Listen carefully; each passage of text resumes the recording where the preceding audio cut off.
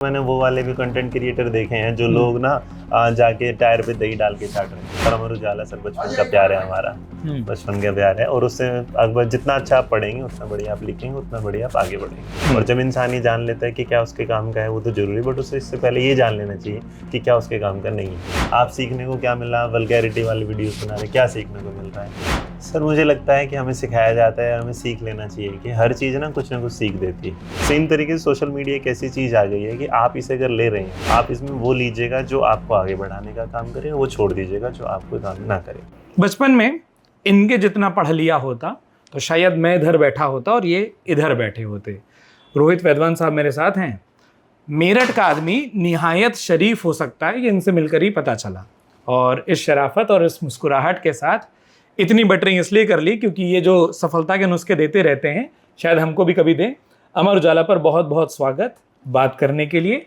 और आज बहुत सारे लोगों से एक बार फिर से आपने बात की है। एक दो चीज़ें मैं पूछूंगा और उसके बाद एक संदेश आपका चाहूंगा जो सबसे शुरू में पूछना चाहता हूँ।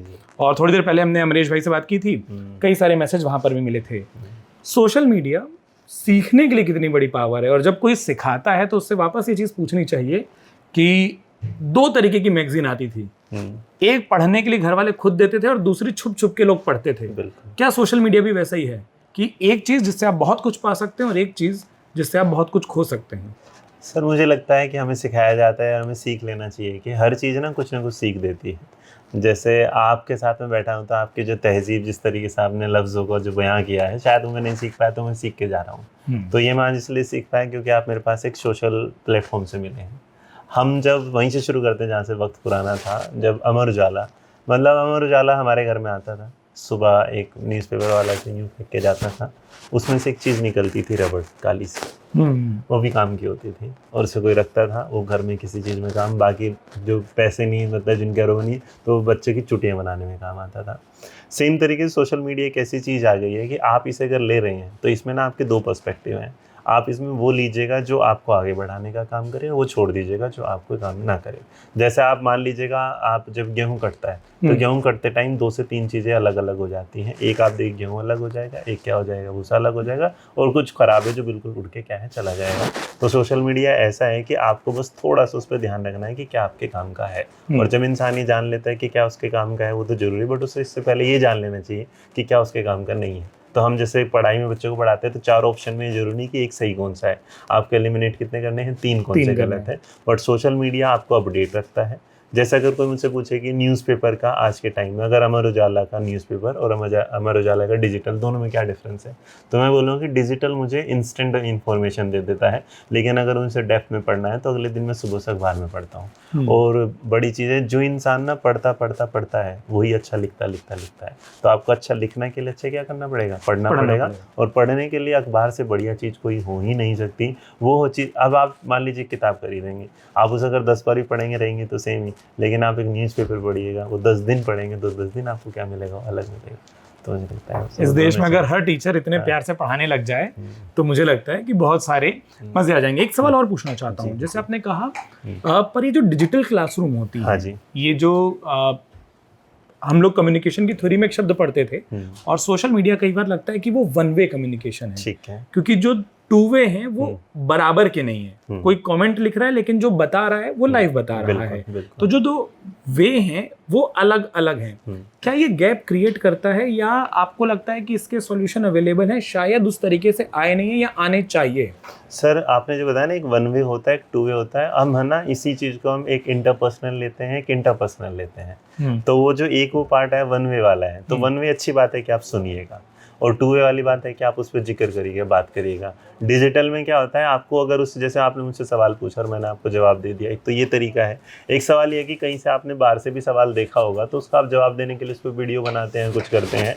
आप, मैं जैसे शुरू में बोला था, ये बिल्कुल एक वो पर्सपेक्टिव है जिस पर्सपेक्टिव में आप जितना इसे अपने नज़रिए से देखेंगे उतना बेहतर। मुझे लगता है कि मैं डिजिटल के बारे में कुछ भी नहीं जानता था। मैं एक ऑफलाइन का टीचर हुआ करता था, और ऑफलाइन से ऑनलाइन आने में मेरा अमरीश भारती, मतलब कोई मेरा डिजिटल फ्रेंड है, डिजिटल फ्रेंड, मैं ये नहीं कह रहा कि वो मेरा लंगोटी यार है, और डिजिटल फ्रेंड, उसने मुझे सिखाया कि क्या चीज़ होती है। और उस चीज़ से मैं अगर कहीं जाता हूँ तो लोग मुझे ऑफलाइन से इतना नहीं जानते थे जितना मुझे किससे जानने लगे, ऑनलाइन से जाने।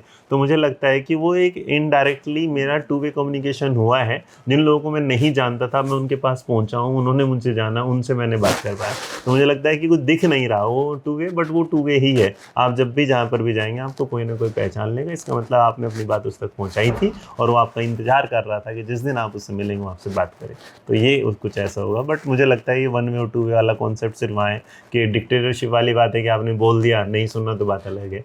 तो मतलब मुझे लगता है कि ये मेरे लिए तो टू वे है, जहाँ मैं अपने बच्चों को इनडायरेक्टली डायरेक्टली कुछ बता पाता हूँ, कुछ समझा पाता हूँ। मैं अपनी कुछ पॉइंट ऑफ व्यू जैसे मैं आज उनके लिए बता रहा हूँ, मेरे सामने तो है नहीं, बट उन तक बात पहुँचा रहा हूँ। अगर उन्होंने मेरी बात मान ली तो इसका मतलब मेरा ये वन वे कम्युनिकेशन क्या है, मल्टी वे कम्युनिकेशन निकल जाएगा। आखिरी 2 सवाल। एक ये कि डिजिटल गुरुजियों में, और क्योंकि आपने अमरीश भाई का नाम लिया तो इसलिए गुरुजी शब्द मैंने उधार ले लिया, डिजिटल गुरुजियों में इन्फ्लुएंसर बनने की एक भीड़ आई। हाँ जी। और ये हमने देखा बिल्कुल कि 40 मिनट किसी सब्जेक्ट पर जो सेशन होता है, हाँ जी, अगर मैं बहुत ईमानदारी से कहूं बतौर पत्रकार, बिल्कुल कई वीडियो ऐसे हैं कि 25 मिनट वो सब्जेक्ट पर नहीं थे। वो 25 मिनट कोट्स पर थे, वो 25 मिनट खुद के बनाए कोट्स पर थे, वो 25 मिनट ऐसी चीजों पर थे जिसमें इंटेंट वायरल होने का था, बिल्कुल शिक्षा का या पढ़ाई का नहीं था। agree। अब जब ये भीड़ बढ़ती है और चूंकि इंटेंट वायरल होने का होता है तो कई बार वो हो भी जाते हाँ हैं। जी, हाँ जी। फिर उसमें जो असली ज्ञान है वो कैसे ढूंढा जाए, क्योंकि 100 कीवर्ड का ही तो एक टाइटल है ना जिसमें आप कुछ ढूंढ रहे हैं। बिल्कुल बिल्कुल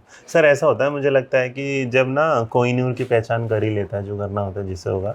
आप ना कंटेंट ऐसे भी, जस्ट मैंने अमरीश जी को पहचाना तो अमरीश जी का नाम इसलिए कि मेरे दिमाग में वो पहला नाम और आखिरी नाम बनता है।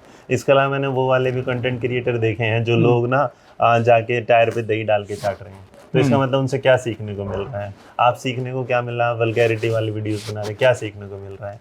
तो और जो कंटेंट की आपने बात की 40 मिनट में, देखिए सर, जो अच्छे से पढ़ेगा और जिसने अपनी डेप्थ में स्टडी की होगी वो उस पर डेप्थ में जवाब दे पाएगा। एक सिंपल सा है कि जैसे हम लोग ऑफलाइन पढ़ाते हैं, तो जब हम ऑफलाइन पढ़ाते हैं ना, तो हमारी ऑफलाइन के बीच में 500 अगर बच्चे बैठे तो 500 में से एक भी सवाल पूछेगा, नहीं जवाब देंगे तो दूसरे के दिमाग में तुरंत आ जाएगा ये वाली बात के साथ, गुरुजी को पता नहीं होगा।